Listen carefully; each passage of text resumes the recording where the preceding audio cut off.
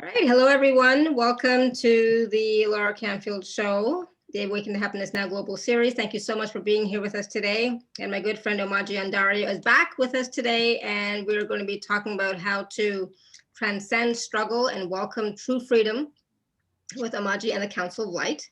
And so, this call is going to be all about that, as well as, whatever else comes up during the show. We're also going to be taking live caller questions, and Omaji always does some wonderful energetic processes as well. So, it's always a high vibe, enlightened show. So I'm looking forward to it, like always. And for those of you who don't know Omaji, I'll just tell you a little bit about her. She serves as a catalyst for expansion, pioneering the birth of new ways of being into this realm. She lovingly serves to remind you of what you really are beyond the limitations that you're currently perceiving, so that you can remember and embody your oneness with Source, your infinite sovereign self, and your capacity to choose from infinite possibility. And so in collaboration with the Council of Light, your higher self and guides, Omaji holds a safe and sacred space for lifetimes of distortions to lift and transform, including old programs and patterns that are no longer serving you. So, that's always a huge topic here, right? And reinterpreting misperceptions of self and others, gently releasing emotional and energetic trauma, and restoring truth on a conscious and unconscious level. She facilitates transmissions of light, activations, and vibrational alignments to harmonize, uplift, and restore you to your natural state. So I'm excited that Omaji is back with us, to work with us, to share with us, and to, help us to release these emotional and energetic trauma, and reinterpret these misperceptions of ourselves and others, and just, to release these lifetimes of distortions, because that's what they are. Lifting these lifetimes of distortions is going to help us to really see and be who we truly are. So Omaji, welcome back to the show. Thank you. I'm so honored to be here, and the Council of Light is fully present and very excited to support you as well.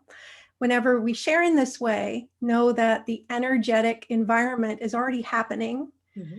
So you can, to the degree that you choose, begin to relax and receive. Yeah, exactly. So just everybody, just take a deep breath, a few deep breaths, be present here and now.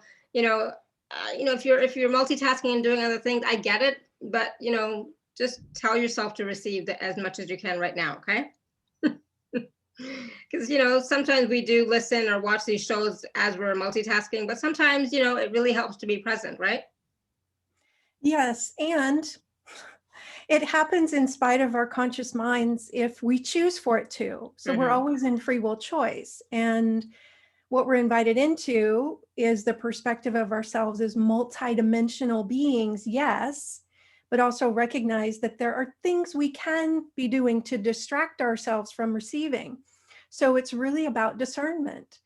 Am I accessing all that I am and putting another aspect of me in charge of receiving right now while I sleep and listen to this, while I do some dishes and listen to this, or tend to my pet and listen to this? Or am I unconsciously functioning and thinking this thing over here is more important? And that's actually symbolic of unconscious resistance that's coming up to dissipate so that we can receive what's here to receive. Awesome. And so, we're always talking about releasing, old paradigms and beliefs and programs, but it's also about embodying more of who we really are as well, right?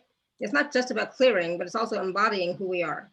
Yes. And those two things are not mutually exclusive. They're very much symbiotic, part of the dance, if you will, that as we recognize and acknowledge an old program or pattern or energy that isn't serving us and release it, who we are steps forward, who we are in truth, in the absence of that distortion, emerges. And so it's very much the same thing. Mm-hmm. They're not mutually exclusive. The guides are saying, that Council of Light is saying, they're very much the same process. And they're showing me the idea of David, right, being carved from the stone. David was always there. Absolutely. Yeah, got it. And that's such a wonderful analogy, right? everything that we are, the brilliance that we are, is already here, right? Absolutely. And nothing can change that. So everybody connect to that truth. It's like, oh my gosh, who I really am in truth is, and it can never change. And I already have it on some level. And I'm so grateful that it cannot leave me and it cannot be taken away ever. And this speaks to sovereignty, which is a bit of the underlying topic in much of what we share. Mhm. And let's talk a little bit about sovereignty. What does sovereignty mean exactly to you and to the Council of Light? Mm-hmm. We're glad you asked that question, and we'd like to bring in for everyone an energetic download, and you can just put your higher self in charge of receiving this. If you choose, you can say, yes, I'm willing to receive this energetic download with the Creator's definition of sovereignty, and then we'll speak to it in words. But as this is occurring, and as you give your permission, what we would say is that when we do this in this way, for those of you who are new to our work, we bring it energetically first, literally as you would download something to a computer. Your energetic system, your matrix, your energetic fields are a supercomputer of sorts. And you can bring in this information anytime, working with your higher self, your guides and advisors, to remember literally what these true definitions are of prosperity, of sovereignty, of love, of empowerment, of freedom. And then it unpacks itself very organically, very naturally in your vibrational fields. And then the conscious mind catches up with that information. It's all light codes, it's all energetic information. And so as you begin to work with yourself and your energetic fields in this way, it's a much more empowering stance where you're not in a victim kind of identification of thinking that the knowledge is out here, or it's somebody outside of you is going to come in and bestow upon you the perfect book or the perfect teaching or the perfect remembering.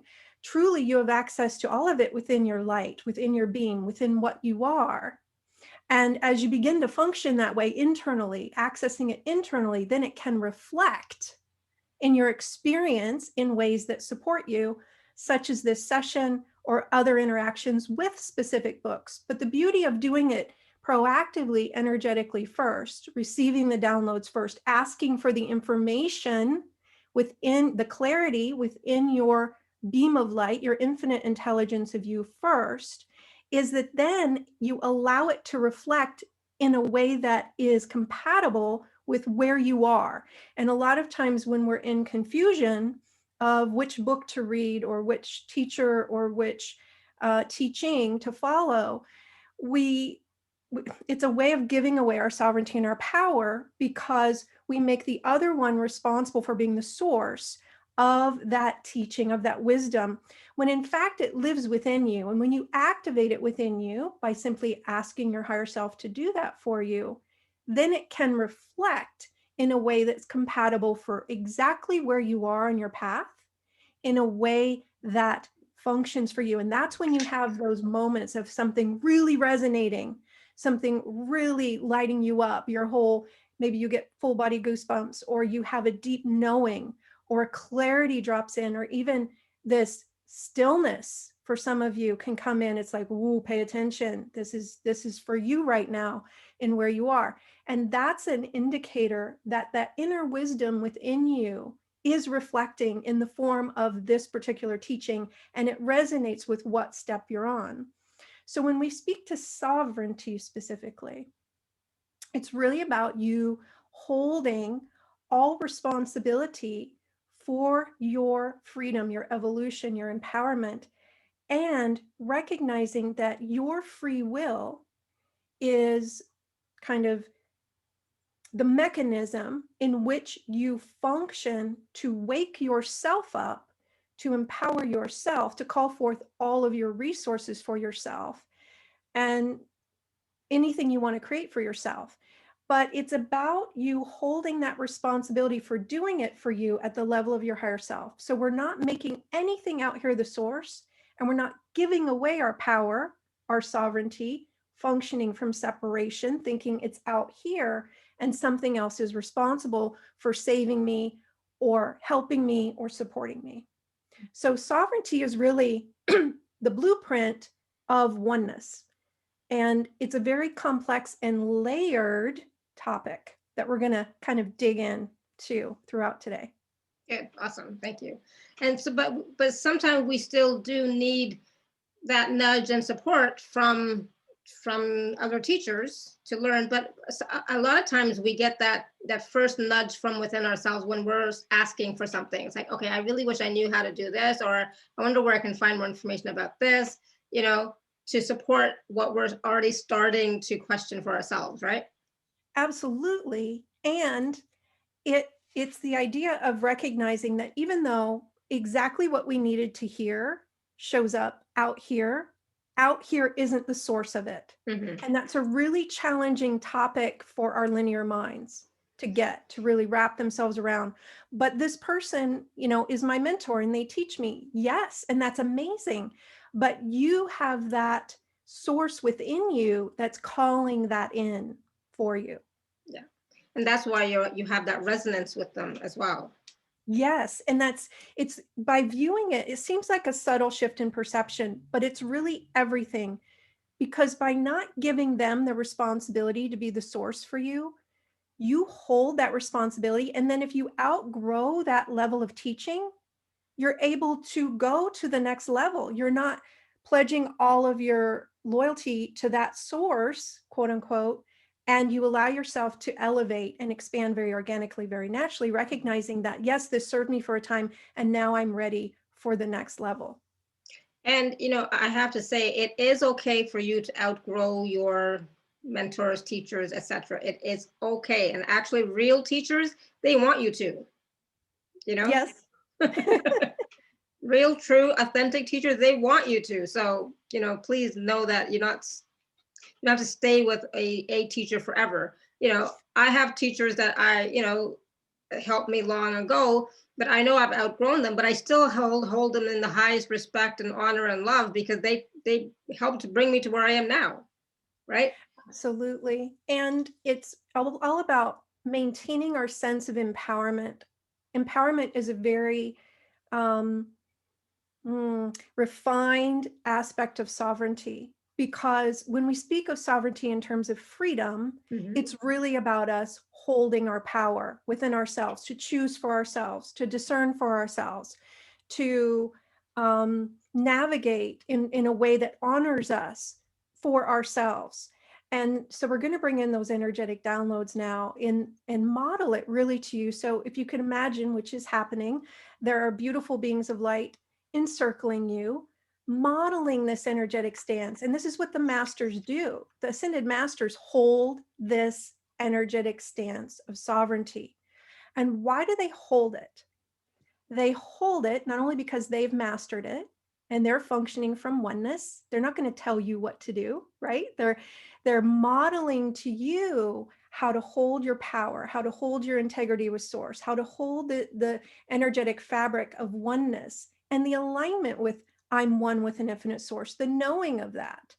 And so there's a lot of different layers to it, but the ascended masters hold sovereignty not only for themselves to be it, but it serves as an example to us of where we're going. This is our next level, to hold and maintain and sustain this energetic stance of sovereignty so that we have access to all our power, all of our resources from a oneness-based perspective. This has no ego in it. There's no power over, power under. I want to climb to the top of the mountain and be the king. That's not the type of power we're speaking to. It's about you stepping into who you are as an extension of an infinite source. Yeah. And that's what we are. We are an extension of that infinite source, of all that is. And can you imagine, just for a moment, if you knew that's who you were, what would that feel like? Allow yourself to kind of, as you're willing, release all of the conclusions of limitation that you've kind of agreed to. Well, I can't have this because, or I can't do this because, or I'm not allowed to because. Just for a moment, imagine you had the ability to shelve all of those I cannots, those limitations. And what would that feel like to be able to choose from infinite? We're going to help by bringing in some energetic downloads. Whatever's not allowing you to just feel into this energetically, are you willing to release and uncreate that? Yes. Deep breath in.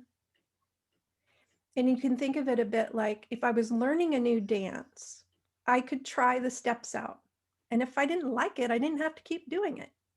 So when we work in this way, it's inviting you into this dance, this energetic dance that you can begin to do just by simply inviting your higher self to activate it for you and choosing to wander into it. I wonder what it would feel like if I knew I had infinite choice. Deep breath in.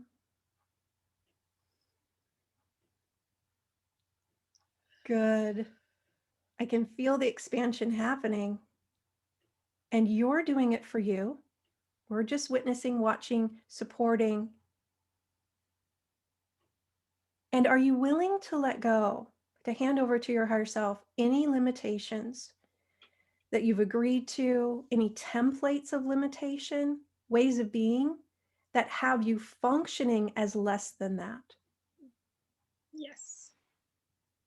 So we're going to invite those energetic pieces to begin to transform. We're going to invite your body, Davis, to do the same, to work with the higher selves, the energetic fields, the guides, the advisors, to begin to lift up and out any agreements to limitation that are no longer serving you, any agreements to being less than what you are. And as you're willing, you can continue to feel into, I wonder what it would feel like if I knew I was one with an infinite source, access to infinite. I had infinite choice. I wonder what that would feel like.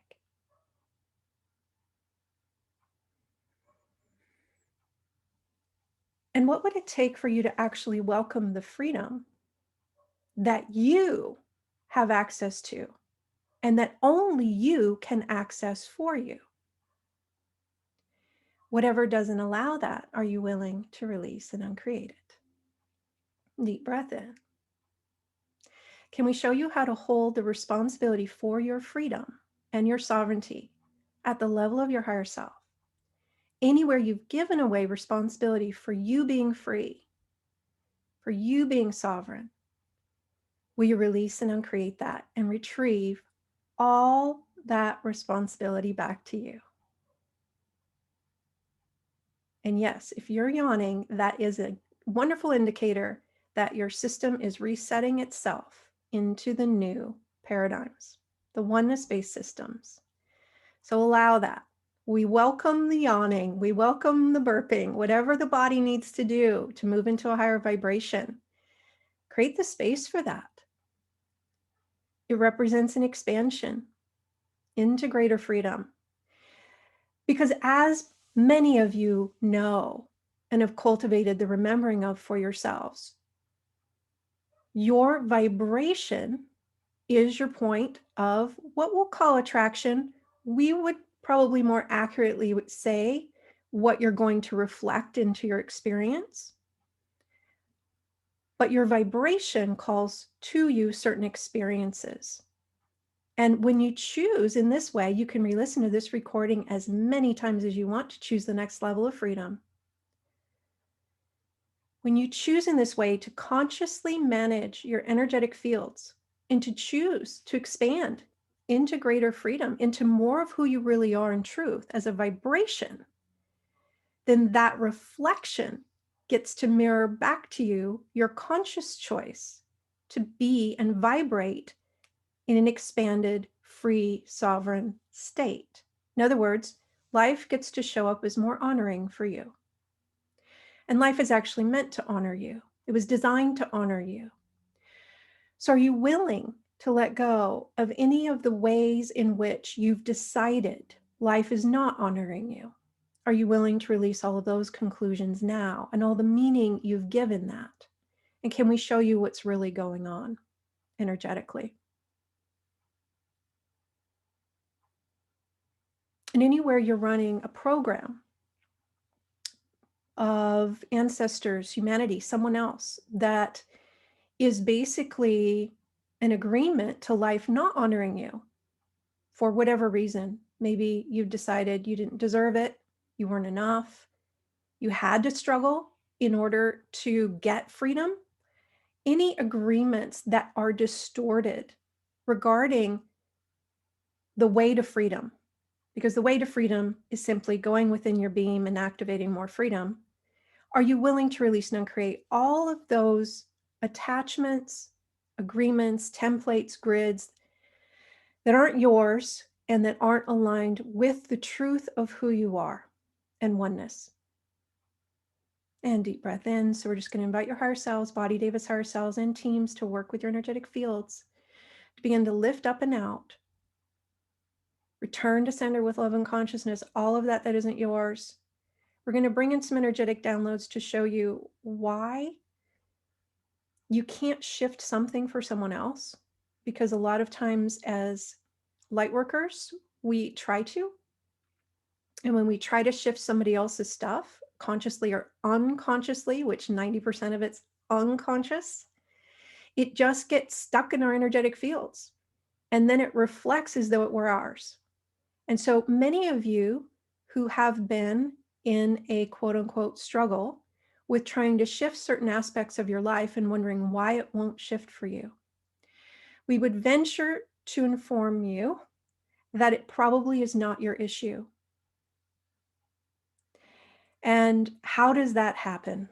As we allow this energetic work to continue in the higher realms, moving you back into greater sovereignty, greater freedom within yourselves, releasing what isn't yours, releasing all responsibility for what isn't yours, returning that back to them at the level of their higher selves.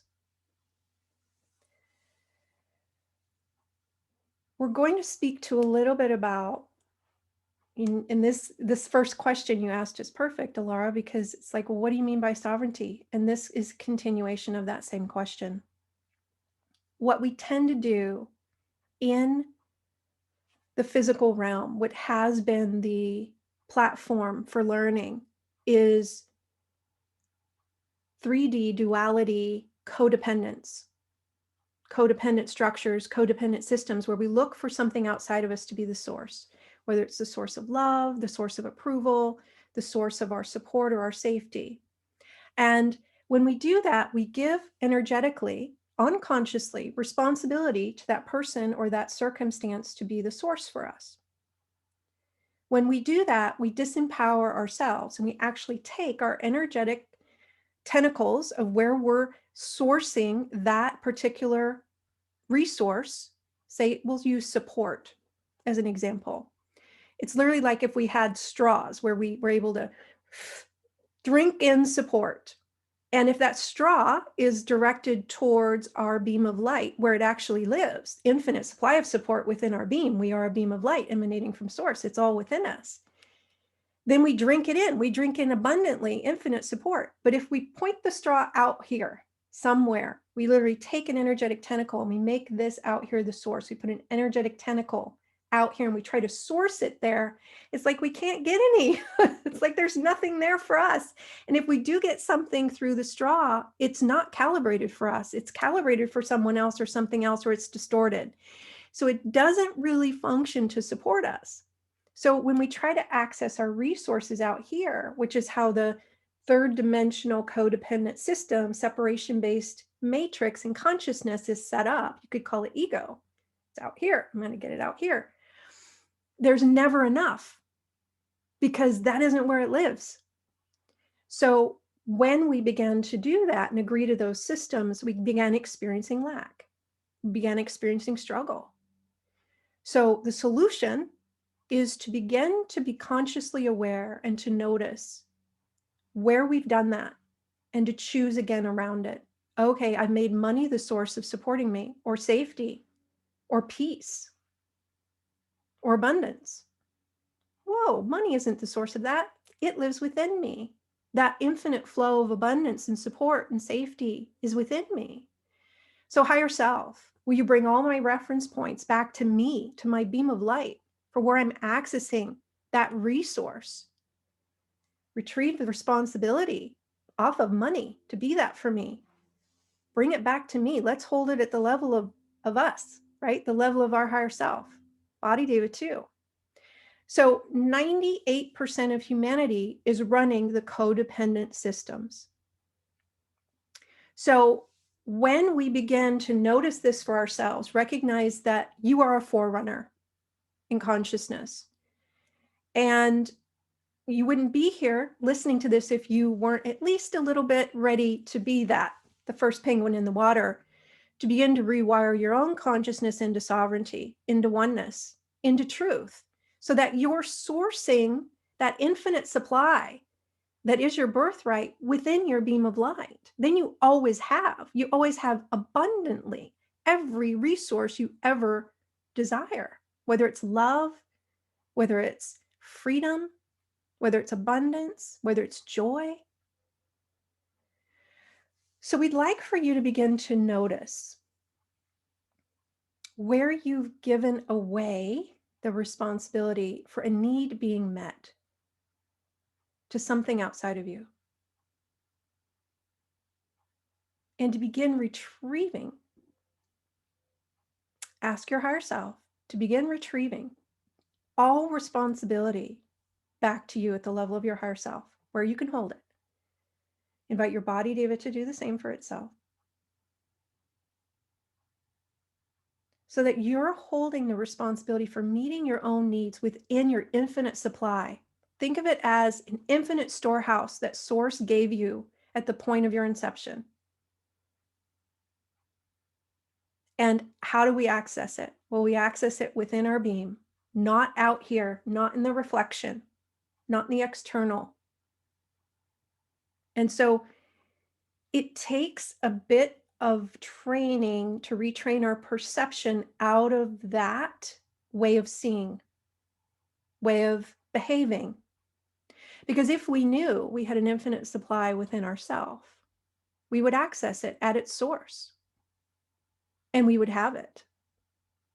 And it's really that simple. Rewiring consciousness to perceive that way, however, is a bit of a process where every single day we choose to remember our true kind of energetic stance of where Source lives and deliberately choose to direct our energy inward. And we call this going vertical.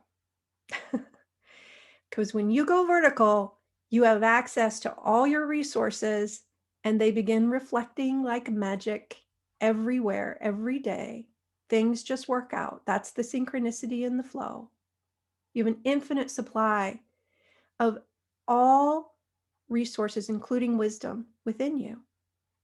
So as you invite your higher self to bring all your energy and awareness into your column of light, your beam of light that emanates from Source, and retrieve all responsibility and reference points for your resources back to you, back to your beam.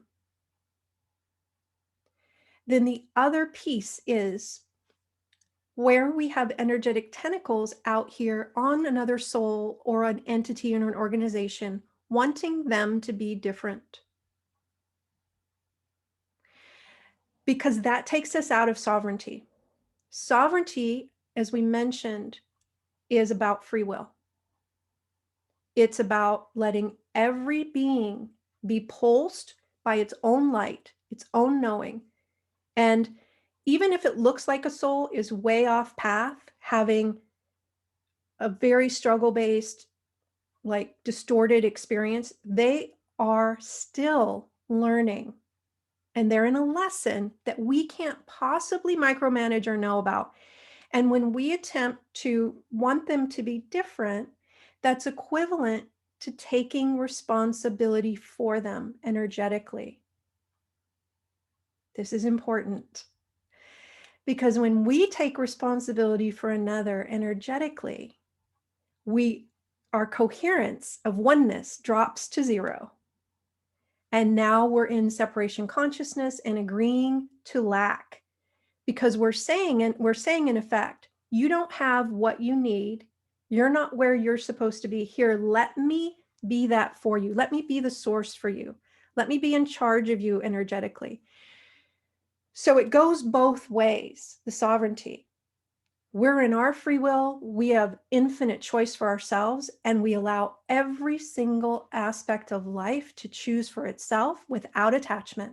I'm not attached to your journey. I'm not attached to your lessons. I'm going to hold all my focus and awareness on me to shift me for my own lessons.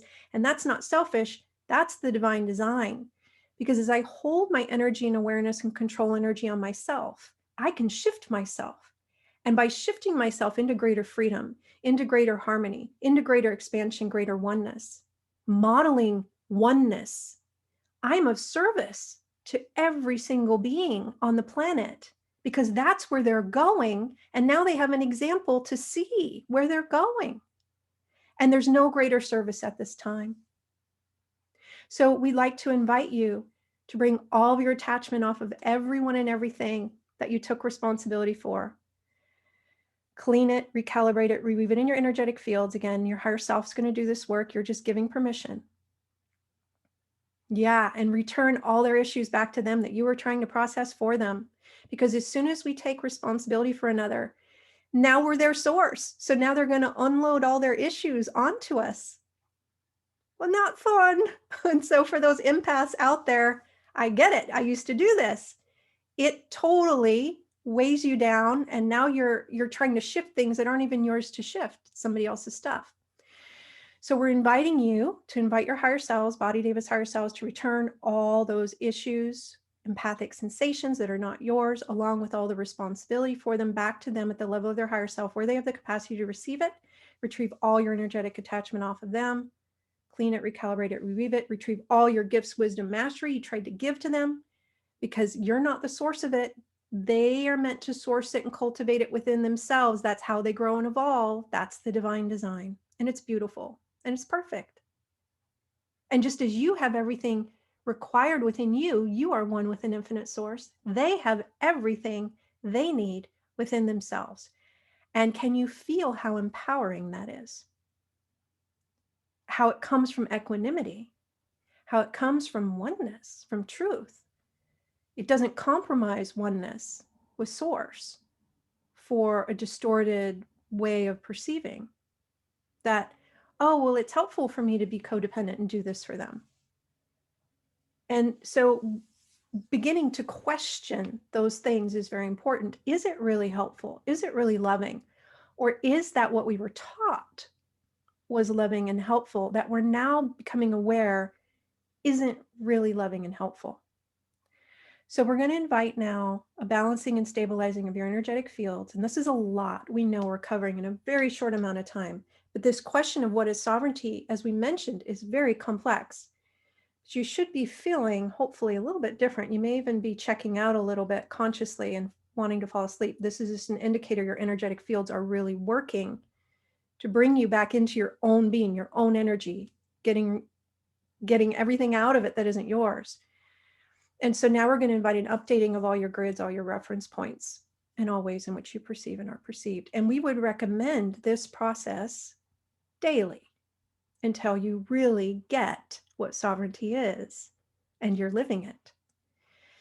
Because it, as we mentioned, it's a process to move into this way of being, this way of seeing, and it's what the Ascended Masters do. So yeah, it's like time to roll up our sleeves and practice our own mastery. Beautiful. Yeah, that was so powerful. Wow, thank you. Oh my goodness. So a lot of energy was moving during that whole process, during that whole conversation. Lots of heat, lots of yawning at the beginning, and now lots of heat and yeah, energy shifting. But it really is important to look at all of that. You know, it's like really, it's like, where are we hooked into other people trying to be the source for them? You know, even when we're saying, I just want to help. Well, are you really helping, or, you know, are you disempowering them, right? So there's so much involved in that. We definitely have to go back and watch and or listen to that again. But yeah, powerful. Yeah, Gina says, I definitely need a nap, right? Exactly. So I don't know if I mentioned at the beginning, or not, but if you do have a question for Omaji, you can raise your hand or you can type your question in the chat, okay? So I know like today we're talking about, I mean, we're talking about sovereignty, which is a big deal, but it's also about, you know, the struggle, and like, you know, let's face it, some of us are going through a bit of a struggle at the moment. How do we transcend that struggle with ease, right? With ease and with grace and being in harmony, in a in a gentle Mhm. way, Yes, right? yes, yes. Hmm. Because you So, know we can do it the hard way by kicking and screaming and pushing and fighting, but I know that there's a much more gentle, easy way. mhm. So the first thing to recognize is that when we as a soul are evolving, it's like we go through stages, phases of consciousness, if you will, where we learn certain lessons. And we like to think of it as a spiral, a mountain that you climb in a spiral, and you're somewhere on that mountain, right? On that spiral of evolution, that staircase of evolution. And where you are is simply where you are. Where every soul is simply where they are on that spiral of evolution. We wouldn't judge a flower for what stage it is in its growth. And so we invite you into this energetic stance for you and for others regarding evolution, regarding your own soul's growth, regarding other souls' evolution. It's like, oh, okay, it's just a phase, it's just a stage. And when we speak to struggle, it is this separation consciousness way of evolving. So that's how we like to point to it. There are other ways to relate to it. There are other lenses to look through, and there's no right or wrong. But for the purposes of this teaching, when we're ready to graduate from struggle and we begin to see it as, oh, that's the way I was choosing at some level of my journey to evolve, to grow as a soul. And so the thing to deeply ponder within yourself is, does this apply to me moving forward, or am I ready to graduate from struggle? And are there other ways to evolve that are more honoring based on my current level of consciousness? Because when we become conscious enough to choose consciously in favor of the expansion, struggle isn't really necessary if we're ready to choose in favor of the expansion without needing a catalyst for it. Struggle, does it need to be your motivator moving forward? Or have you learned all of those lessons in your journey where struggle was the motivator? Where you needed that catalyst to choose the expansion, to choose the growth? Are you ready to really step into who you are and take that seat at the table of conscious choice and saying, I can consciously choose in favor of my evolution and proactively choose the expansion. I don't have to go through an experience in order to choose the expansion. And so we're going to bring that in. The linear mind can have a challenging time with this because it's kind of backwards from what we think or what we're taught. So just, if you're willing, allow this to come in as an energetic download. And what we're pointing to here with regard to, and this is for those of you that are really ready to graduate from struggle and that are really ready to consciously choose in favor of the expansion without needing a motivator, without needing an external catalyst to choose an expansion. It's like, am I really ready to honor myself and my soul so much that I can make my evolution a priority and set aside time each day to go within and to work with my higher self and to invite the expansion that I'm ready for in a proactive way without needing a catalyst out here to trigger me into it? And just ponder that for a moment. Am I ready for that step? Am I ready to graduate into that new way of being? And have I been using struggle as a bit of a way to still fit in with what most people are doing, most of consciousness here on the planet? Because most of humanity is not ready to graduate into conscious evolution as far as the step we're speaking to. And so they are still using struggle, pain as a way to evolve themselves, as a way to grow, as a way to shift their energetic fields. But we just did a process a moment ago where you're consciously shifting your energetic fields because you're awake enough to have this conversation. So if you're awake enough to have this conversation, are you ready to step into the next phase of your journey where you no longer need struggle as a catalyst, where you simply choose, whether it's through these sessions or other sessions or working with your higher self or some other modality that you've cultivated for yourselves, to simply choose the expansion and not need the motivator, the external motivation. Again, that's a separation-based construct that served us in that phase of our journey. Because until we were conscious enough, we needed an external something to create the shift. But now that we're conscious, we're aware, we understand what we are in relationship to infinite source. We understand that we have energetic fields that we can manage, that we can move into the responsibility for and begin to really manage them from awareness, from deliberate choosing. Maybe struggle is ready to retire. So if that feels like that's true for you,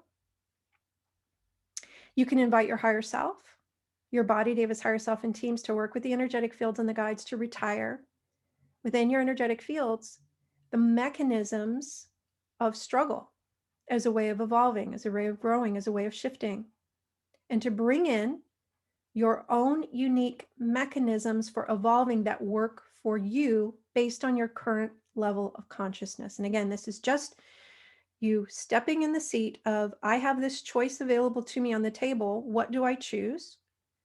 Choose what you choose. And then your higher self then gets the baton to do the work. You pass the torch. Higher self, do the work. Deep breath in. So this is you shifting you. And when we do this work, we really communicate this often because much of the modalities in the healing work in this realm are still codependent, or something outside of you is shifting you. This is not that. This is you shifting you. We point to it. It's again like learning a dance. We show you the steps and then you can do them or not do them. It's up to you.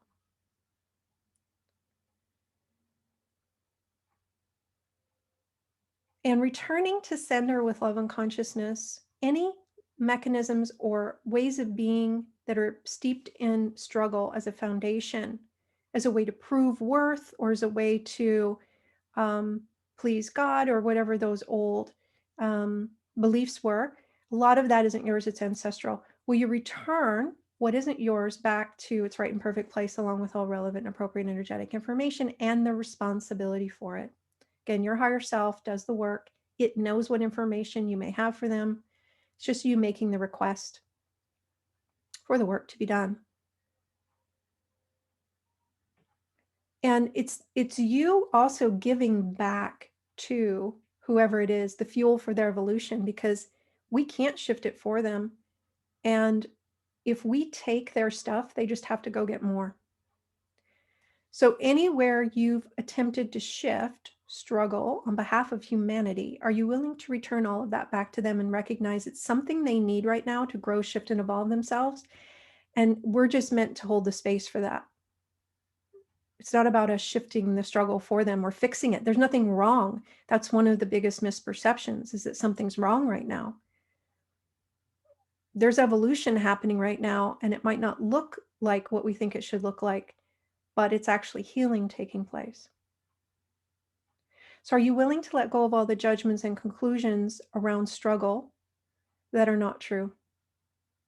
Are you willing to surrender to your higher self, your special relationship with struggle that you maybe had for eons, and simply invite your higher self to reinterpret your relationship with struggle into a higher octave? And you can simply say, if you choose, I choose freedom instead. I choose who I am instead.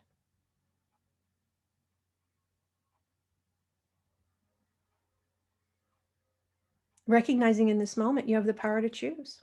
You have the power to choose what's running in your energetic fields, what you agree to, what you don't agree to. That is sovereignty. No one else can choose for you. You're the only one that can choose for you. There you go, claiming back that responsibility to choose. Deep breath in. Just looking now to see if there's another layer to tethering us to struggle as a way of being. I feel like someone's going to ask a question around this that's going to address that. So for now, we're just going to invite a balancing and stabilizing of your energetic fields, updating all grids, all reference points, inviting the body devas to balance the electrical and magnetic energy appropriately for a higher vibration, grounding appropriately for a higher vibration. Good. Awesome. Thank you. Yes. That's great. All right. So we do have some people with questions, hands raised. Linda, go ahead.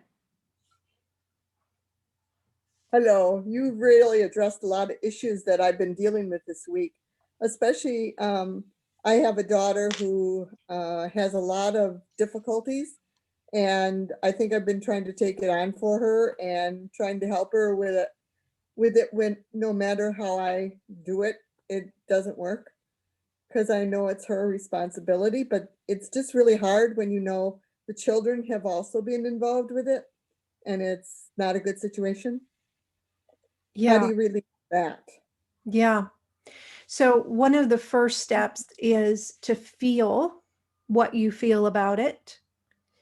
A lot of our deep core pieces come forward when Mercury's in retrograde, and we're in Mercury retrograde. So it's a wonderful time to really go deep, to really go within. And while we're looking at this energy, as soon as I see it, it starts to shift. So you might feel some things moving, but just as you're willing, just go within. And it's like, okay, whatever I feel about this circumstance, this issue that I'm experiencing right now, what if it's not about what I think it's about? What if it's about these vibrations that it's triggering within my energy right now?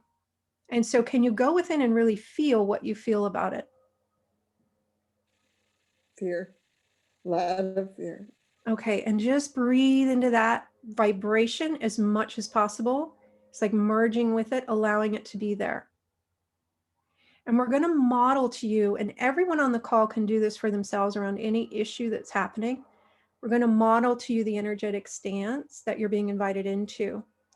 So as we do that, just allow yourself to deeply feel, to merge with the vibrations, the movement of the body, whatever is coming up. And again, we'll say, what if it isn't about what you think it's about? And just allow it, open a little more, because our bodies have been trained to contract around these vibrations instead of allowing them. When we can allow them and be present and conscious, a safe container for them to express, the body deva can actually ride these waves of emotion into a higher, more integrated expression. And deep breath in. So that's the first step, always, is to let ourselves feel deeply and to kind of step out of the intellect around it. It's like, we're not going to try to figure this out or fix it. Let's just be with what is right now in my body, in my awareness. And breathe. Okay. So when you feel into it now, does it feel the same or different? It's a little lighter. Okay. So what I'm being shown is what this is triggering for you is fear from lifetimes ago. Okay. And so we're going to support you and everyone on the call in addressing this piece that you're currently present with, whoever you are and whatever you're present with is perfect for you. So when you feel into it again, is it the same fear or is it different? It's a little lighter, but it's still, because I know the circumstances so well, it's the same. Okay. Okay. Mm-hmm. And would you say that you're afraid of fill in the blank?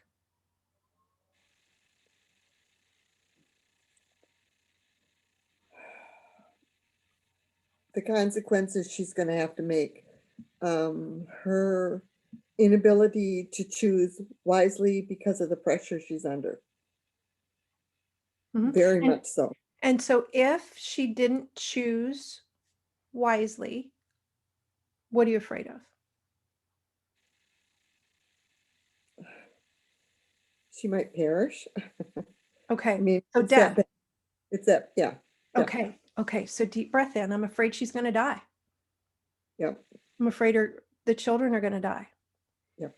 Deep breath into that. Merge into your body, your system. Notice where you feel it in your system.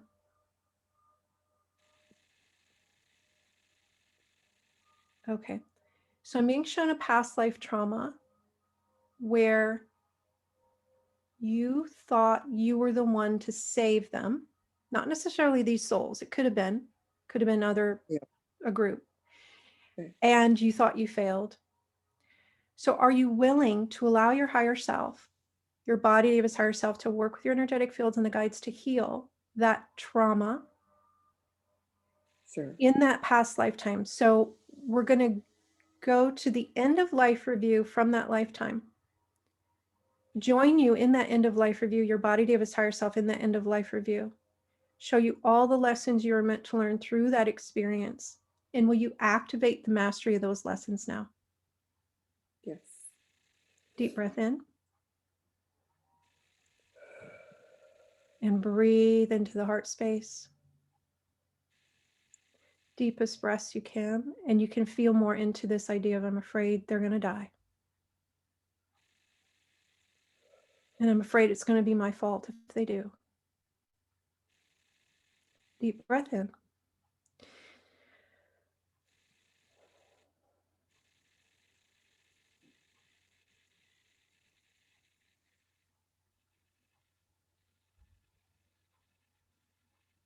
So we'd like permission to support you and your higher self in reinterpreting your body's higher self and reinterpreting all of this through all incarnations. This is kind of a broken record vibration that's been repeating itself for you.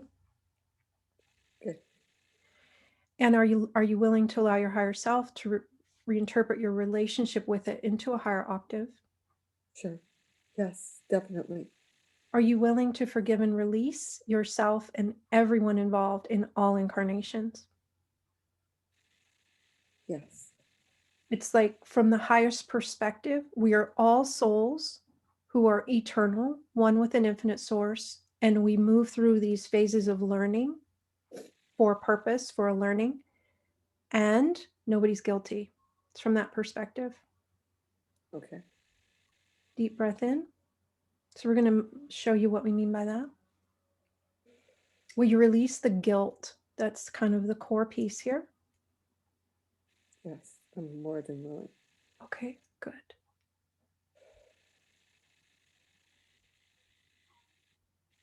Okay, and all the issues for all those souls that you thought you were supposed to save, that you've been attempting to process for them for eons because you felt responsible for them. Are you willing to release and uncreate that, return to sender with love and consciousness? Yes. And are you willing to fully be free and complete this now? Yes. And as you free yourself, you free them. Okay. Deep breath in.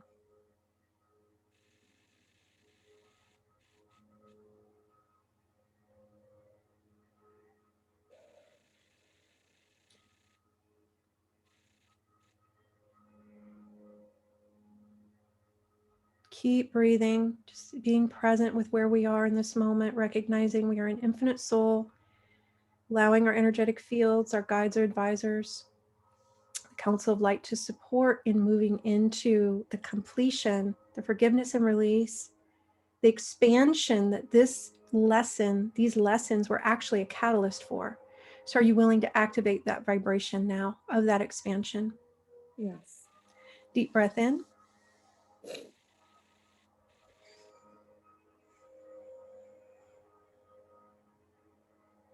Good.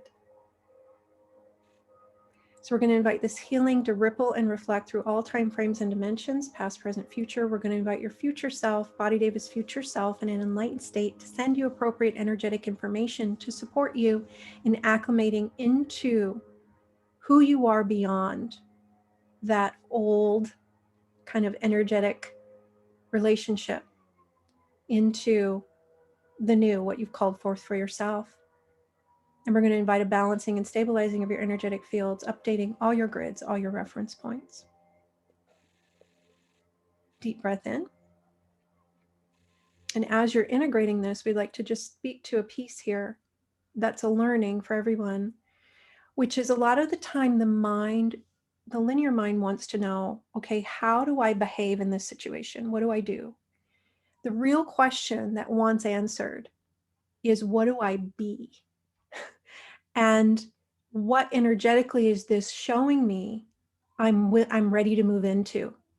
And when you do the energetic piece first, then the mind will actually connect to that higher vibration, those thoughts that live there, and like action to take, or what's the appropriate way to be helpful here. And so if we do the energy piece first, instead of trying to answer the question of the linear mind first, then we kind of put the cart and the horse in the right order. So how do you feel now, Linda?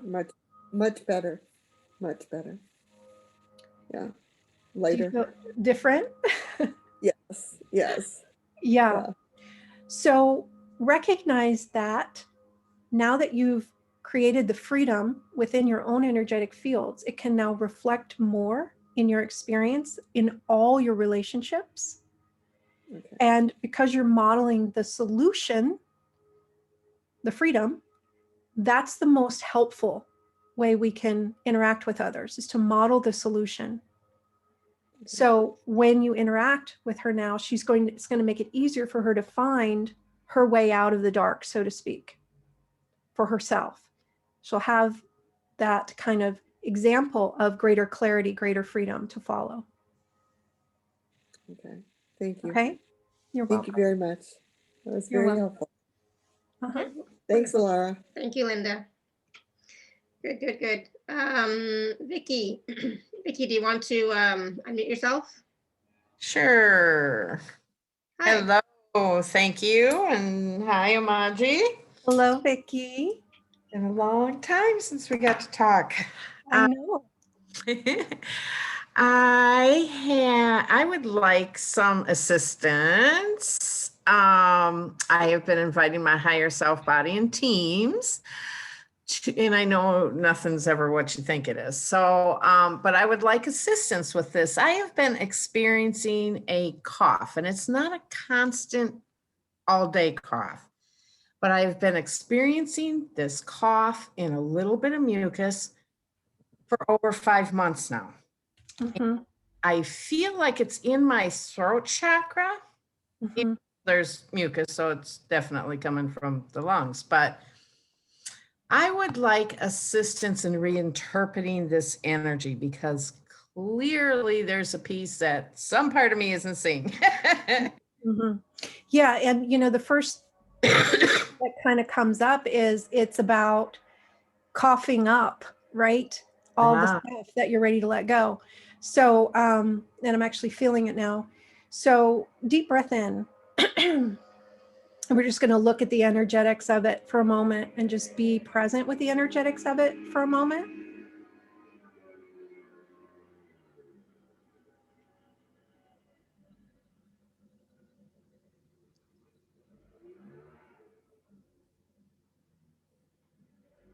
Okay. They're showing me this also relates to specifically that power center of will, WILL. Okay. And so feel into that, everyone. Deep breath in.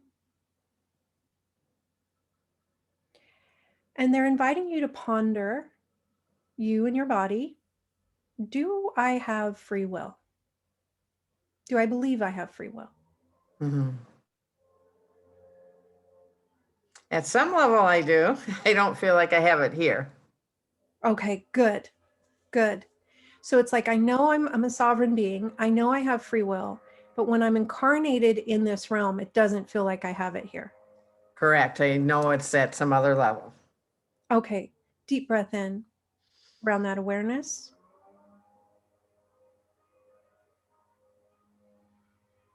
So all the places and spaces in consciousness where you've decided, judged, or concluded that you don't have it here, are you willing to release and create that, no matter what the quote unquote evidence has shown you in the past? Yes.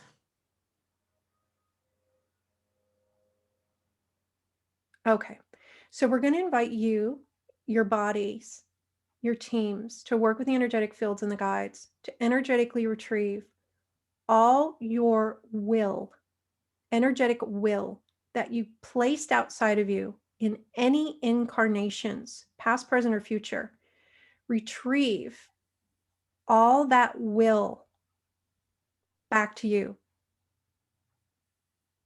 And I'm being shown the will to live specifically here, where possibly, see if this resonates, in another incarnation, you attempted to give your will to live to another to try to save them.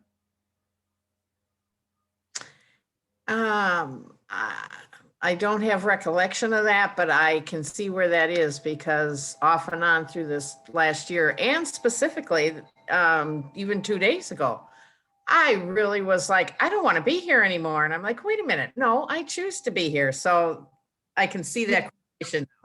Yeah, and this feels like possible body deva also, like maybe 80% body deva, 20% you. So just inviting you, your body, your teams to energetically locate all of your energetic pieces. It's not really fabric. It's kind of a fabric, but it's more energetic Nuggets. bundles of will that we gave away in any incarnation. Bring it back. Everybody bring back all that energetics of your own will back to you, because it's only calibrated for you. It only works for you. And then you actually have it re-embedded in your energetic fields to access. You have that will within yourself, which can reflect as determination, as you choosing in favor of what honors you. It can reflect in a lot of ways. So just retrieving, we're going to take a moment here and go really slow, make sure we get it all. Retrieving all your energetic pieces of your will. It has your energetic signature, so it's easy for your higher self to find for you. Same for body and teams. We're going to have everybody do it. Retrieving all that energy of will. And while we're at it, we're going to invite you, your body, and teams to retrieve motivation and the responsibility for holding that at the level of your higher self. Your motivation and your will, retrieving all responsibility for you being in your own energy of will, choice, power. Good. Keep retrieving. And while we're retrieving all of this energy of will, retrieving all responsibility for it, referencing it within ourselves, we're going to fire anyone or anything outside of us, any external authority that we pledged allegiance to and gave our will to, gave away. You can choose for me. I'll be your slave or whatever. So just retrieving all of that, reinterpreting those relationships, showing you all the lessons you're meant to learn through the experiences of where you perceive your will was taken or given. Will you activate the mastery of all those lessons now? Yes. Deep breath in. Will you return any energies you're trying to process that aren't yours around this, that is maybe the perpetrators or the victims or whatever? Yes. Turn all of that back to its right and perfect place, along with all relevant and appropriate energetic information and the responsibility for it.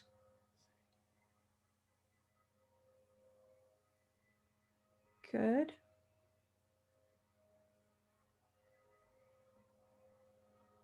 We're also going to invite each of you at the level of your higher selves, bodies, and teams to return any soul fragments you might be holding that belong to someone else. Returning it back to them where they have the capacity to receive it, along with all relevant, appropriate, energetic information, any issues you were trying to process for them.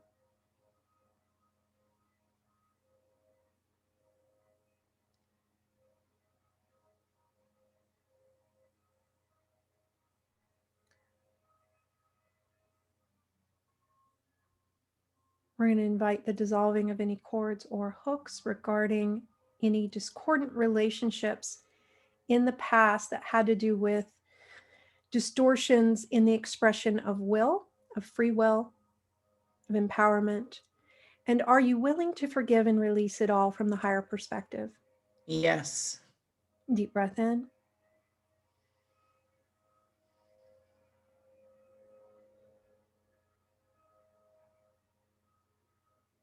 Are you willing to release all the meaning you had given it? Yes.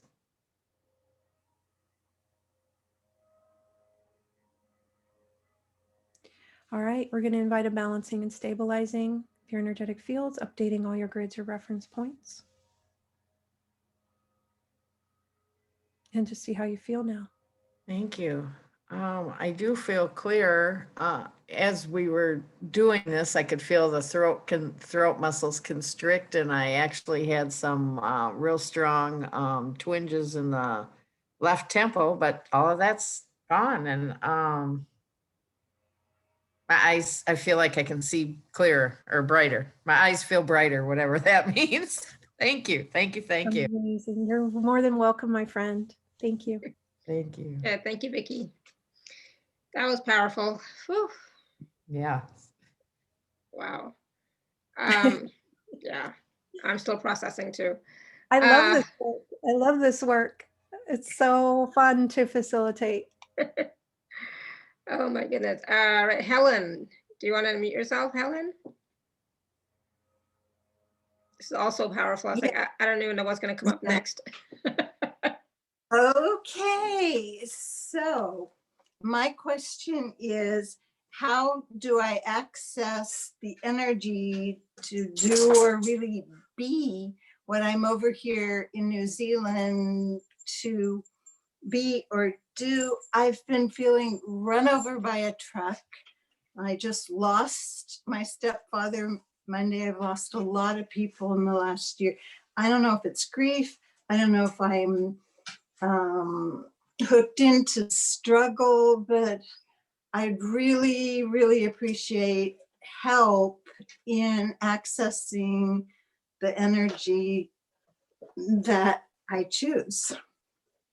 I wanted to say that I need, but I'll say that I choose. Mm-hmm. And hi, Omaji. Hi. And so you mentioned someone passing recently. Can you talk a little bit about that? Yes, this was my stepfather who was married to my mom in the last 8 years of her life. And since then, he really held love for all of us. And you know from me how many people I've lost in the past year. But I was feeling this run over by a truck since I've spoken to you last. Mm-hmm. And I just don't know how to get out of it. So I don't think it's just grief. It's, am I committed to struggle to not have enough energy? It doesn't feel like that. So did you say your mother has already transitioned? Yes, they were married for 8 years. And the families were very close when we were growing up. So he's known me since I was a little kid.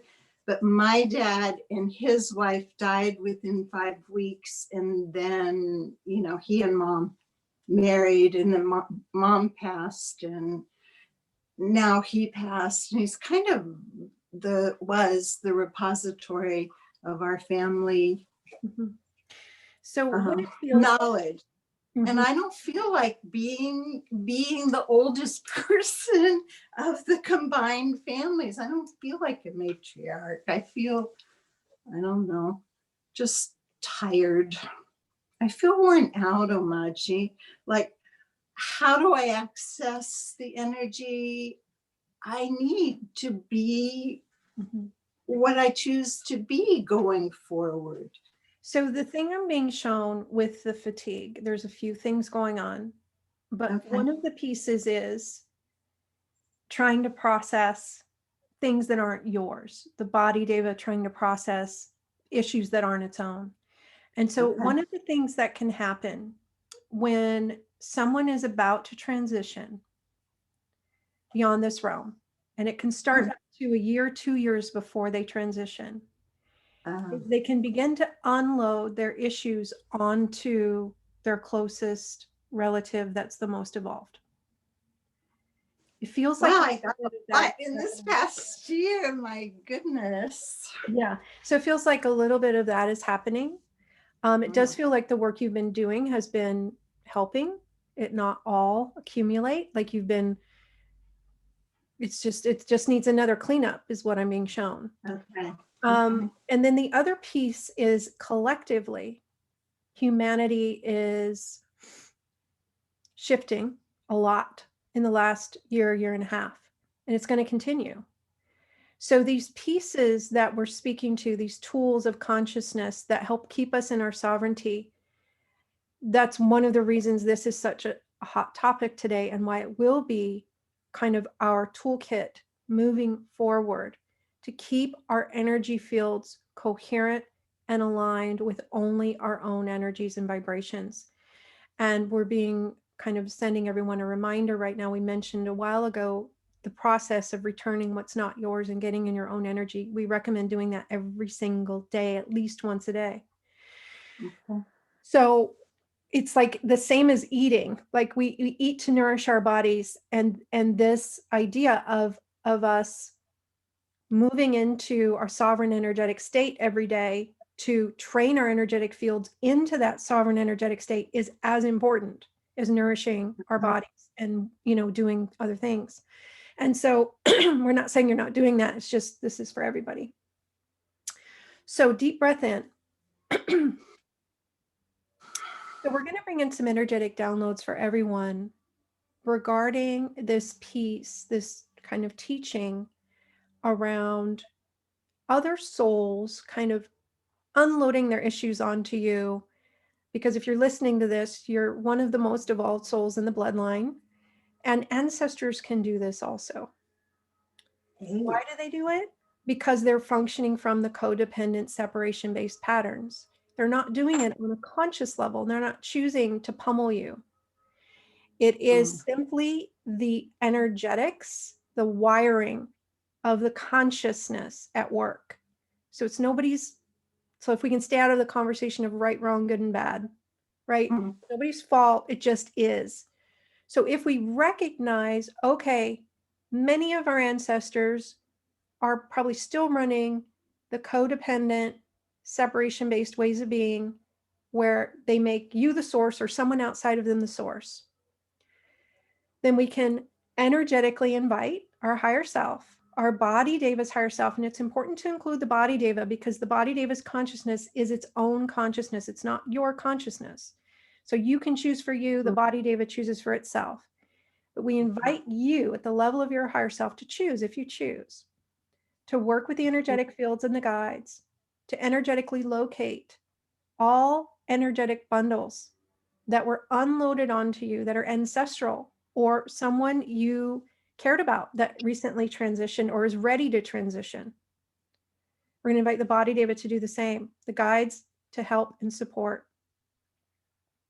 And once these energetic pieces are located for humanity as well, they're saying, return it back to them. Energetically return it along with all relevant and appropriate energetic information where they have the capacity to receive it, recognizing this is fuel for their evolution. Humanity is right where they're supposed to be. They don't need to be 2 steps or 3 steps ahead of where they are.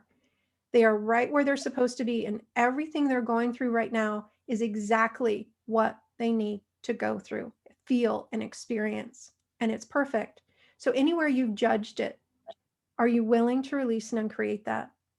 Anywhere you're attempting energetically to control or speed up humanity's process, are you willing to release and uncreate that?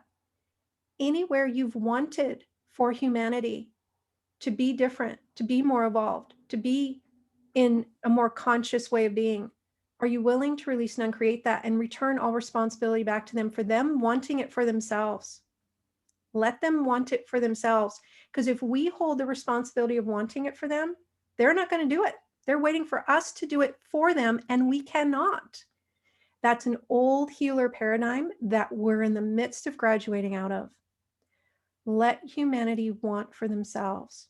They can do it. They have everything required within them directly from source to shift themselves, to grow and evolve. Return all the bundles you were trying to process for humanity. So they're showing me this is a big piece of the fatigue was trying to push humanity into a higher vibration, kind of. It's like energetically, we try to control it. We try to usher them in. It's not our job to do that. We didn't come here to shift humanity. We came here to shift ourselves and to hold ourselves in the appropriate energetic stance to model to them the way they are going. We are way showers. We are the lighthouses. We are the beams of light here to support the transition, to stabilize the transition, to hold safety and support and empowerment in our own energetic fields, sovereignty in our own energetic fields, so we can pave the way for humanity, but we are not doing it for them. Deep breath in. Good. So a lot shifting here. So retrieve all your energetic fabric of control, creativity off of humanity. Clean it, recalibrate it, reweave it in your own energetic fields. Retrieve all your gifts, wisdom, mastery off of humanity so you can hold it within your beam and you can reflect it in your world. So you can model and demonstrate what else is possible beyond the struggle. So another kind of piece to this idea of struggle, and this is the piece they're showing me they were pointing to earlier that someone was going to ask a question about, is that we can experience ourselves struggling if we don't have all of our resources on ourselves. If we've taken our control and we're trying to use it on another to shift them, change them unconsciously, right? We're not doing this in a conscious way saying, let me control you. But as soon as we want for them to be different, our control energy literally leaves our beam and goes out here. And our energetic fabric, we like put an overlay on them or on maybe government, and we try to shift it. And that's a discordant way of being that functions from separation consciousness. It isn't who we are in truth, and it's not functioning from the truth of oneness, that they have everything within them to shift themselves, that they are right where they're supposed to be in the divine design. And I'm going to stay attached and responsible for me because that's where we're going. That's the new ways of being. That's the sovereignty-based system. And we have to hear this 50,000 times. I get it. We have to hear this 50,000 times to get it because we get it deeper each time. And so deep breath in. Then balance and stabilize your energetic fields. Update all your grids, your reference points. So as soon as we go into wanting for another, we literally now agree to the codependent patterns. And we start to energetically set ourselves up as source for them. And that can also show up, they want me to say this, not that you're doing this, but just for the group. When we feel sorry for someone, that's the same thing. We've now decided they are not one with an infinite source and they don't have everything they need within themselves to move through whatever it is they're moving through.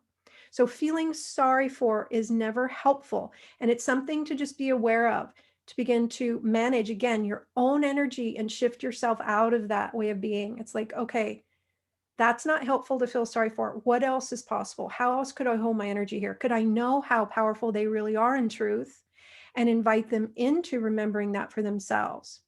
send appropriate energetic information to them. And so the other piece is every single day we invite you, especially if you're highly empathic, to send information to everyone you have information for. Invite your Say body. that again? So inviting you at the level of your higher self to send energetic information to everybody you have information for Okay. every single day, inviting your body to do the same. Because you're in this session, trust us, you're a little bit higher on the mountain than most souls on the planet, which means you have energetic information that can support them in the form of a download. So every single day, just invite your higher self to send it. And then you're less likely to go into a codependent stance because you've already kind of checked that box for the day. Okay. And people that you have information for don't have to show up in your world to get it. Okay. So that's a shortcut. We love That's- shortcuts. I love shortcuts. So how are you And feeling now? being a psychotherapist, this particularly resonates, as well as a spiritual intuitive. There's so much here. Yeah. How are you feeling? More energetic and lighter. Thank you. That's amazing. Mhm. To feel Every single day. a sense of clarity. Yes, ma'am. I Every will. single day when you start, if you start to feel tired, go here, make a note, right? Oh, do the process with, you know, you can re-listen to this recording or another recording we have out there. But yeah. Yeah. Yes, yes. Thank you. Much love. Yeah. Thank you. Thank you, Helen. That was awesome. Oh my Thanks goodness. a lot. Yeah, that was great. So much is coming forward and coming through. So I have to ask really quickly. It's like, there's a fine line, right, between supporting someone who is not able to support themselves and being in a codependent relationship. Mhm. And I mean, yes, I get it. At higher levels, everybody is sovereign. That's fine. But you know, like my husband is not capable right now to do anything, right? Physically, in this physical reality, he's not capable, right? So, and I'm, you know, obviously supporting him energetically right now, and the doctors and nurses are supporting him physically. But so where's the fine line between support and, you know, being in a codependent relationship? Because I don't want that either for us Mhm. when he is finally better. You know what I'm saying? But Yes, for now, absolutely. I have to support him. There's no question. So here's the thing. And we have a lot of compassion for everyone going through something like this because we know it's very, very challenging. But it's about how you're holding your energy while you do what you do and how you're perceiving them. So to become really, really conscious and aware, and it's like what I would do is just have a conversation out loud with them every single day. Look, I know you're an infinite being. I know you have infinite resources within you to create anything you desire. And I know that you're moving through this for whatever reason as a catalyst for a lesson or learning your own lessons. And I'm okay with that. Like I'm not attached. But what is it that I could support you in that would make this easier for you or make it easier for me? And to begin to ask those kinds of questions from that way of seeing. It's like, because when you ask from that place, you've already recognized they're powerful. They're not weak. They're not vulnerable. They're not disabled in truth. Yeah. They are this infinite soul. Their body deva, and acknowledge their body deva also is a very powerful being, a nature spirit that emanates from Gaia that has access to its infinite resources. And every single day, if it were me, I would encourage both him and his body deva to go within their beam of light and to connect to all their resources that live there and to begin to create what they want for themselves, unattached to what they do or don't do.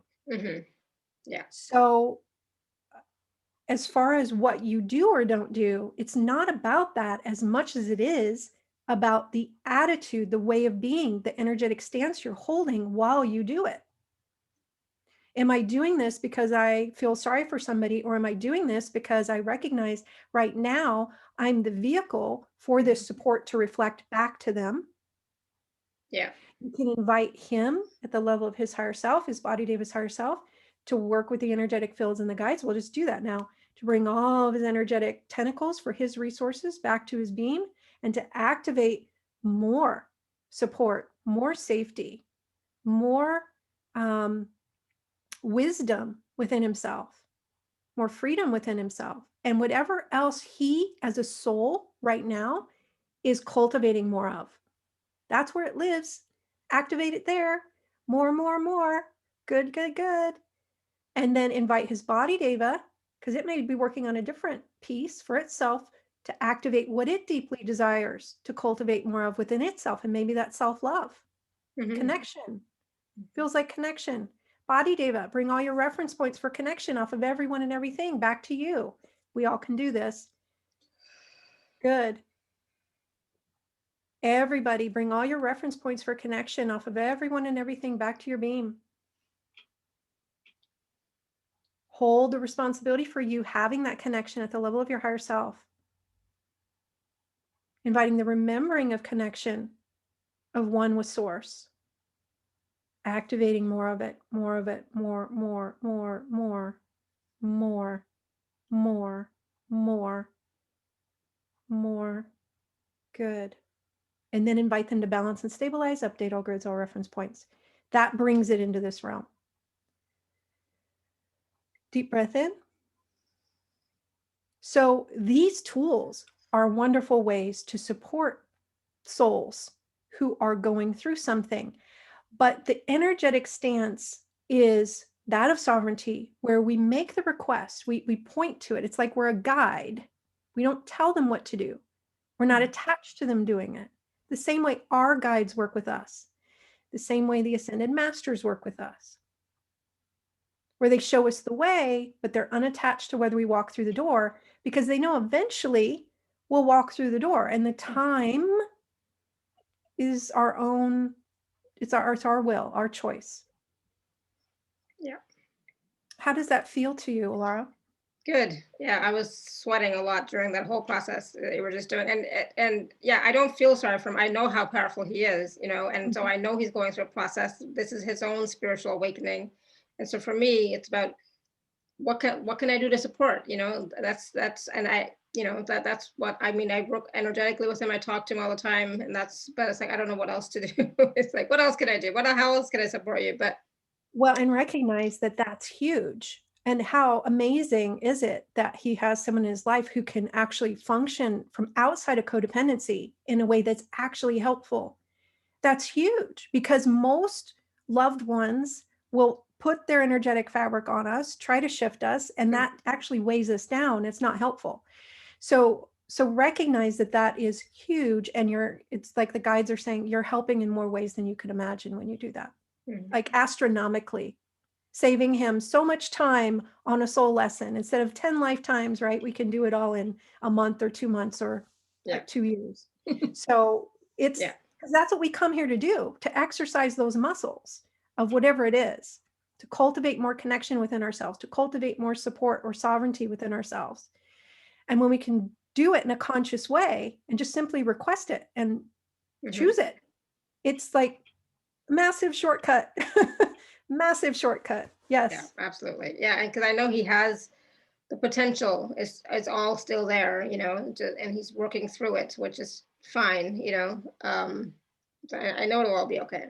It's just taking time. And I'm just realizing it's like going to take a bit longer than I thought, but maybe not. So we'll see. I have to pot and pock that. Yeah. And feel, right, if there's any pieces like what we did earlier in this session today, if there's any pieces that you need to deeply feel, just, okay, this is also here for me, a soul contract we made with each other. What is this bringing up for me during this Mercury retrograde auspicious time of getting core pieces that I can actually merge with and shift within me? Is there a gift here for you? Oh, absolutely. Yeah, I've already acknowledged that. So yeah, and I'm sure there's more, but I've definitely acknowledged the gifts and blessings in this whole experience for sure. Just really quickly on the same question, Joy is asking, how can someone stay strong enough in this kind of situation, like a Laura or similar, without going into fear or sadness or anger. And I just want to say, there have been moments when I went into fear and sadness and anger, but I didn't stay in it, but I had moments, trust me. So, but I was able to, pull myself out and look at the bigger picture and, have compassion even for myself that I was experiencing that and feeling that, so no judgment, but go ahead, Omaji. No, that's perfect. And it's a wonderful teaching and example that you're showing others. It's like you're going to ride the waves.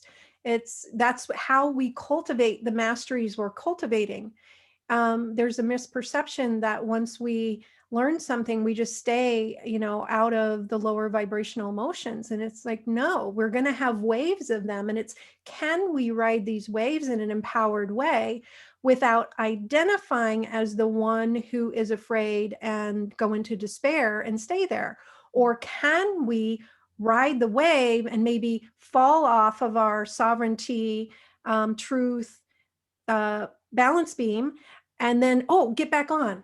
Because guess what? Every time we get back on to that truth, that alignment with truth, that sweet spot of knowing who we are in truth, that is a learning. That is, our energetic fields now just got stronger and cultivated more of that knowing of who we are in truth. And that's why we're here. We came here to literally work those muscles. It's like, why would we go to a gym if we're not going to lift the weights? We actually came here to lift those weights. And so we're going to have moments where we feel like we're on a bit of a roller coaster.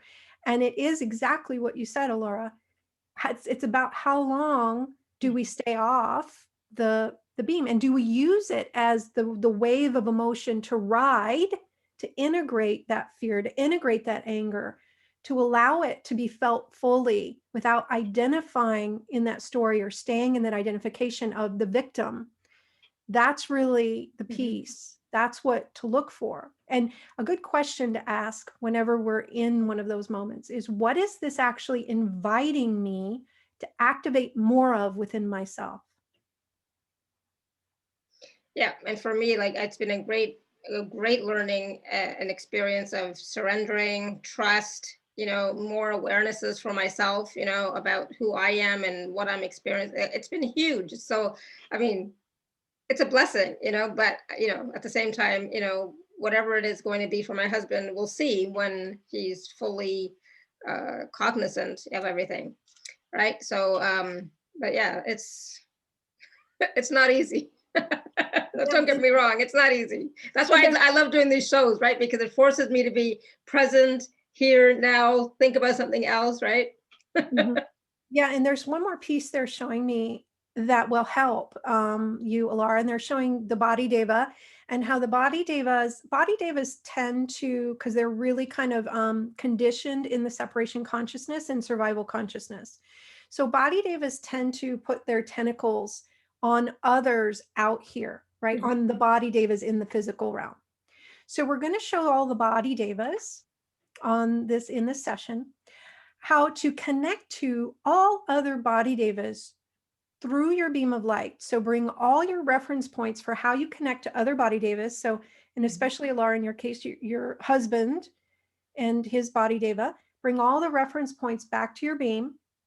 Then through your beam, you can actually travel. So for the body devas, you're going to travel down through your beam into the heart of Gaia, Earth. And from that divine spark in the heart of Gaia, you are connected to every other body deva. Can you reference them that way? At their essence level. Exchange appropriate energetic information there. It's much cleaner, much more pure, undistorted.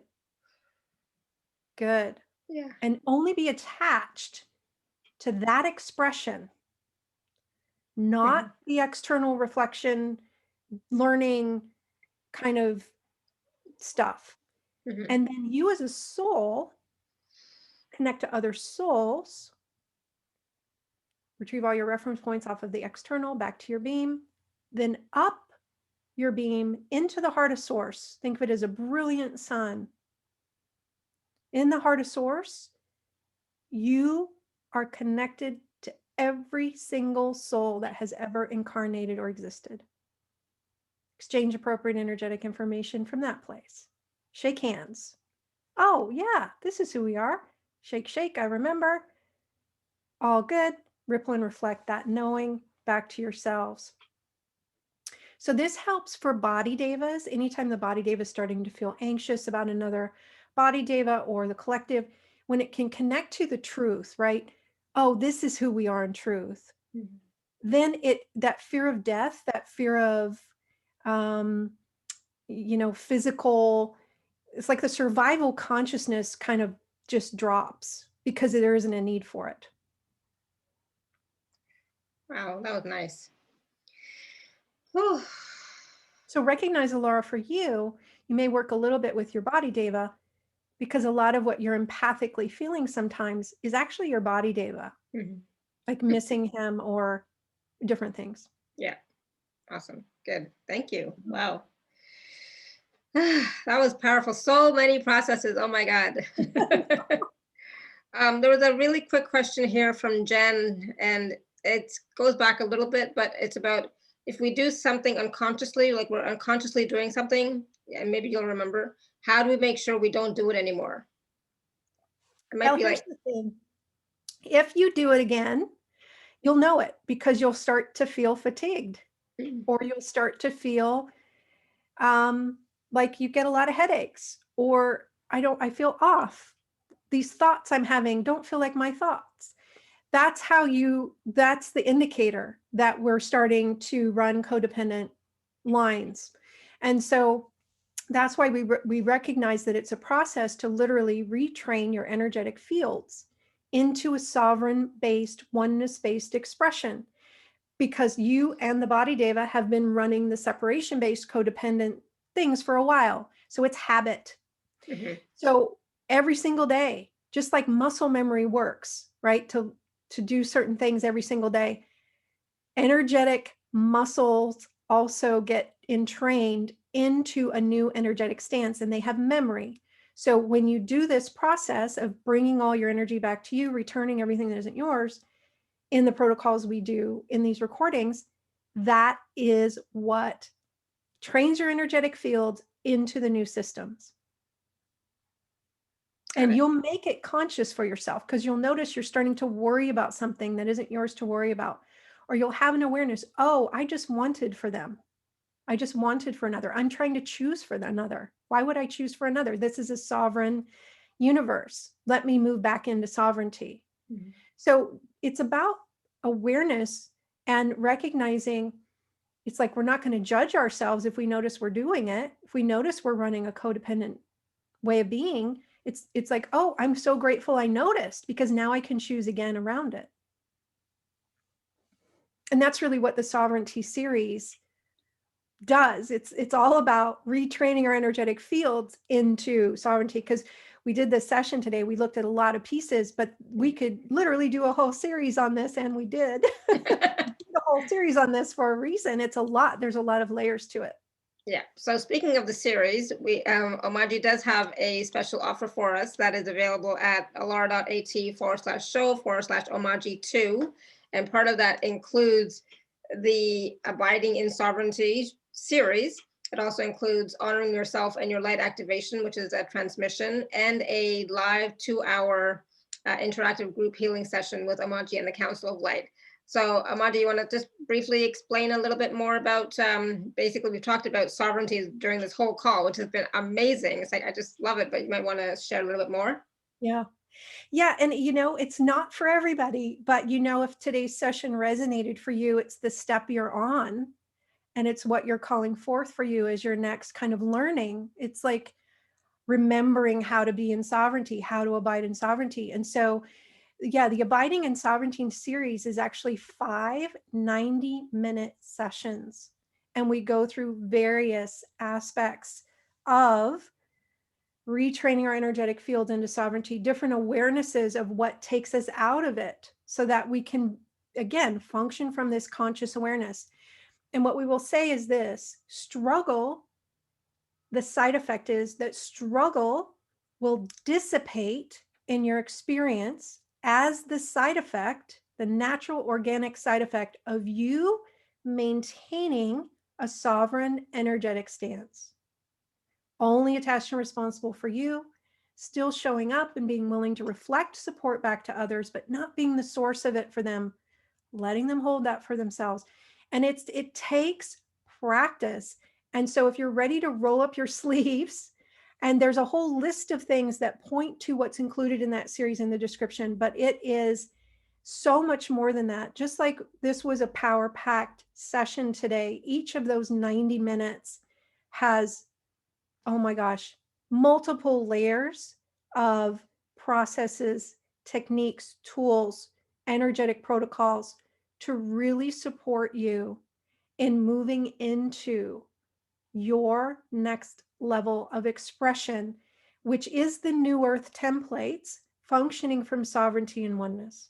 So the side effect is you are being of service to all of humanity, but the part that feels weird at first is you're only focused on you. Because all your energy is focused on you, you're shifting you, and you're shifting you in a very accelerated way. All of our series and sessions are designed to shift you in the quickest, fastest, most harmonious way available. So that 5-session series, 90-minute sessions, is the Abiding in Sovereignty series. It's deeply discounted for this special offer. And then we also have the Honoring Yourself and Your Light activation, which is all about remembering how you hold the responsibility for honoring yourself and your light, because you are a unique divine expression. You emanate from an infinite source. There's no other you in the universe. You are a unique snowflake with unique resonance, and we call it your note, the note that you're here to play, that you're here to be. And so it's helping you move back into alignment with honoring that above all else, because that is the oneness-based template, the divine design. When you hold responsibility for honoring you as an aspect of the divine, you honor all life. And that is the absolute truth. So that's a remembering, and it's also woven into the sovereignty series throughout. And then the group session, the 2-hour group healing session, is similar to what we do here, where we exchange, you ask questions, we follow the energy. And so it's really 2 hours of you being able to convene with us and bring forward pieces that you're wanting to look at. Beautiful. Thank you. So again, that is available at alara.at/show/Omaji2. So Rosemary is not able to hear, so you might want to refresh, but I think everybody else can hear, right? Just say yes or no. Yep. Good. Okay. So everybody else could hear. So good. It's like, I think we're okay. So Rosemary, I think it's on your end. Just refresh. Okay. All right. So it's like this has already been almost a 2-hour call itself, right? Yeah, it goes really fast. It absolutely does. But I wanted to ask if there was anything else that you wanted to share with us around sovereignty, around honoring ourselves, around really letting go of that even that choice to be in struggle. Mm-hmm. So I'm just asking now, what would be the most helpful, helpful hope? Maybe that's it. Yeah. The word that came forward was faith, but it's a different kind of faith than what we're taught in traditional teachings. Okay, so because humanity is going through such a turbulent time, what we would share from the higher perspective and being able to kind of receive information from the future is that everything works out okay. Mm-hmm. But it is going to be a turbulent time of shifts and change. There's a lot of transformation taking place internally that will reflect into the physical realm. And we're all being invited to ride these waves in that knowing, in the knowing that it's all for a higher purpose, that we are all eternal beings here for this shift. Every single soul signed up for exactly what experience they're choosing in this now moment. And we know that sounds a bit radical, and It's simply what we see from a higher perspective, that yes, they may not be choosing on a conscious level to move through a struggle or move through a lesson to evolve themselves, but on a higher level, they've chosen it. They wrote the script for themselves, in fact.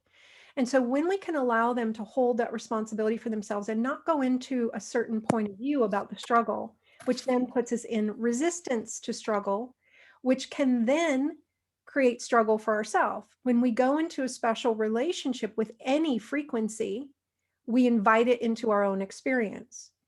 So when we resist struggle in any way, whether it's ours or someone else's, we literally agree to it as a way of being. So we would invite you to re-listen to this as many times as you need to over the next 6 months to a year, to support in keeping you in this energetic knowing, this energetic stance, that we're all moving into a higher expression. And no matter what it looks like, healing is happening. And the higher octaves that are already here are going to begin reflecting, meaning the higher expressions of consciousness, the higher vibrations, they are going to reflect. What we're witnessing right now is everything that's leaving coming up to leave. Mm-hmm.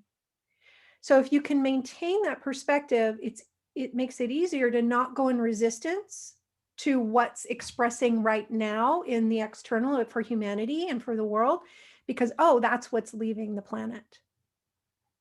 And you can actually energetically connect to the realm that's behind the scenes right now, where the harmony is already expressing, and know and trust that that's what's in the process of reflecting. But this needs to rearrange itself for this to reflect in an undistorted way. So humanity is catching up, so to speak, with the higher octaves that have already been done in another dimension. And so if we can hold the space for that, it will support in accelerating that process. Meaning we know we're already safe, we know we're already supported, we know we're one and whole with Source, and so is humanity, and all is well. And that's what we would point to as faith. Having faith in that truth that already is in the dimension that is in the process of reflecting, because that's the universal law. It's already done on another level. We're just witnessing the changeover. And we're here to hold the space for that changeover to occur with as much grace and ease as possible. And we would encourage you to not get attached to the stories, because that's just the script that is taking humanity to its next phase of expression. And it's happening in a way that it can be received by the collective that are mostly unconscious. They don't have these tools. They don't have access to these awarenesses yet. They're still getting there. They're preparing for that. And it's perfect. It's a perfect evolutionary design. And you knew when you incarnated here that you would be a forerunner, a way shower. So we would encourage you to anchor yourself in that identity of you, of not getting caught up in the details of how the transition takes place, but knowing that it will, and on some level it already has. Beautiful. I love that. And yeah, that is what faith is, knowing that everything is going to work out. It is already working out, and just sometimes it's also just about watching and observing, from a higher standpoint or like a bigger point of view. And it's like, sometimes when I look at it, it's like, this is really funny, this is really interesting how this is all shaping up and turning out. It's like, okay, cool, right? So, and staying, as much as you can in your beam of light, right? Your pillar of light, being the essence of who you are, and trusting. So that's been my big experience lately, is more trust. And I finally got the lesson. So, I've been working with trust all my life. I finally got it. It's like, I got it. So I was like, whoo, don't have to learn this one again, right? But it took me 54 years. which in the grand scheme of things is not that much time. It's not that much. Nice work. Exactly. No, this was such a powerful call, Omaji, and your special offer to the program is so important right now as well, because so many people are feeling less than and feeling that they are not sovereign, feeling that they don't have choice, right, and free will.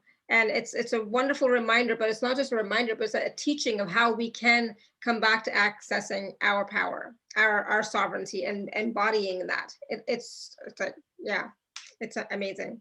We really need this right Absolutely. now. Yeah. So thank you. Thank you. The step we're on. It's the step we're on for sure. Yeah, exactly. So thank you, Omaji, and please everyone take a look at the special offer and join in the live group call. All the rest of it are all recording, so you can start working, with the processes right away. And how Omaji was saying about, coming back and listening to or watching this again for like the next 6 months to a year. Well, it's available on YouTube and it's available on my podcast, so you can watch it, listen to it as many times as you want, so lots of wonderful information. Absolutely. This was brilliant. Thank you. And thank you for all your questions, everyone. Sorry, Omaji, what were you saying? I just said thank you. It was such an honor to be here with each of you and just to see the readiness and the willingness to step into your next level. So thank you. Absolutely. Thank you. And thank you, everyone. Until next time, may you continue to be blessed with an abundance of joy, peace, love, happiness, prosperity, and radiant health. Sending you all much love and blessings always. Thank you, everyone. Bye for now.